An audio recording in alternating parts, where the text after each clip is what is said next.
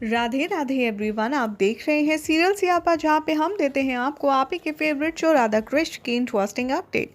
आज रात के एपिसोड की शुरुआत होगी ऋषि दुर्वासा के इंतजार करने के साथ, जो कि मुहूर्त का समय बीत रहा है ये कहते हुए श्री कृष्ण और राधा रानी को सूचित करते हुए नजर आते हैं। उधर दिखाया जाएगा कि जो शाम है, जो ऋषि मुनि आने वाले हैं दुर्वासा ऋषि के यज्ञ में शामिल होने के लिए, उन्हें भ्रमित करने के लिए उनसे सवाल पूछता है और कहता है कि अच्छा ये मार्ग आप बता सकते हैं, मुझे यहाँ जाना है वगैरह वगैरह।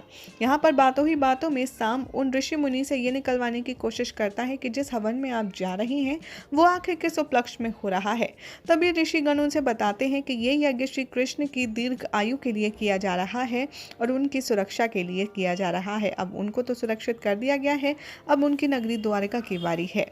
साम यहाँ पर गलत रास्ता बता देता है उन सभी ऋषिगणों को और वहां से सीधा पहुंच जाता है गुरु शुक्राचार्य के पास और उन्हें बड़े ही मजे से बताता है कि मैंने ऐसा किया ताकि वो लोग समय पर यज्ञ में ना पहुंच पाए। शुक्राचार्य यहाँ पर साम की बेवकूफ़ी पर हंसते हुए उससे कहते हैं कि तुमने ऐसा किया, इसकी करने की कोई आवश्यकता ही नहीं थी, क्योंकि वो महर्षि है, वो कैसे भी करके यज्ञ के समय वहां तक पहुंचे जाएंगे और सही मार्ग ढूंढ लेंगे। साम कहता है कि लेकिन चाहे जो हो जाए गुरुवर, किसी भी तरह से ये यज्ञ पूर्ण नहीं होना चाहिए। यहाँ पर शुक्राचार्य भी कहते हैं कि ये यज्ञ तो निश्चित ही पूर्ण नहीं होगा, तुम बिल्कुल भी चिंता मत करो। इधर दुर्वासा ऋषि वेट कर रहे होते हैं सभी ऋषिगण का, लेकिन कोई भी समय पर नहीं पहुंचता और वो एक जल पात्र में पात्र को डालते हैं और कहते हैं कि जब तक ये डूबता है मैं तब तक समय निषेध करता हूँ कि मैं तब तक इनका इंतजार करूंगा, अन्यथा फिर यज्ञ नहीं हो पाएगा। इधर यज्ञ कुंड में अग्नि भी थोड़ी सी ही बची होती है और वो बढ़ने ही वाली होती है, जिसे देखकर राधा बहुत ज़्यादा अपसेट हो रही होती है। तभी श्री कृष्ण हंसते हैं और राधा से कहते हैं चलो राधा, अब हमारे अगले प्रेम चिन्ह को बनाने का समय आ गया है, जो कि अग्नि में होगा। और अग्नि अपने आप जल उठती है फिर से और यहाँ पर श्री कृष्ण अपना प्रेम चिन्ह भी बना देते हैं। साम ये देखकर काफ़ी ज़्यादा गुस्सा करता है और सोचता है कि अचानक से ये आग कैसे बढ़ गई और ऋषिगण तो खैर आएंगे ही नहीं, इस बात से तो मैं निश्चिंत हूँ। तभी यहाँ पर दिखाया जाएगा कि जो दुर्वासा ऋषि हैं वो सोच रहे होंगे कि पता नहीं ऋषिगण आने में इतना विलंब क्यों कर रही हैं, वो आएंगे भी या नहीं आएंगे। तभी राधा उन्हें सुनिश्चित करते हुए उन्हें सांत्वना देती है और कहती है कि आप बिल्कुल भी भयभीत या फिर चिंतित मत होइए, वो लोग अवश्य आएंगे। तभी ऋषिगण आ जाते हैं और देवी राधा को प्रणाम करते हुए यहाँ पर दुर्वासा ऋषि को अपने विलंब का कारण बताते हुए कहते हैं कि हमें मार्ग में कन्या मिल गई थी, जिसने हमें गलत मार्ग बता दिया और हमें भ्रमित कर दिया था, लेकिन हम अब फाइनली यहाँ आ गए हैं। दुर्वासा ऋषि कहेंगे कि ये जिस किसी ने भी किया है ये जानकर किया गया प्रयोजन था, यदि वो इस सभा में उपस्थित है तो मैं तुम्हें चेतावनी देता हूँ कि मेरे श्राप से तुम्हें बिल्कुल भी कोई नहीं बचा सकता। इधर शुक्राचार्य कहते हैं कि साम आओ यहाँ पर बैठो और मैं तुम्हारा खीर से स्नान करूंगा।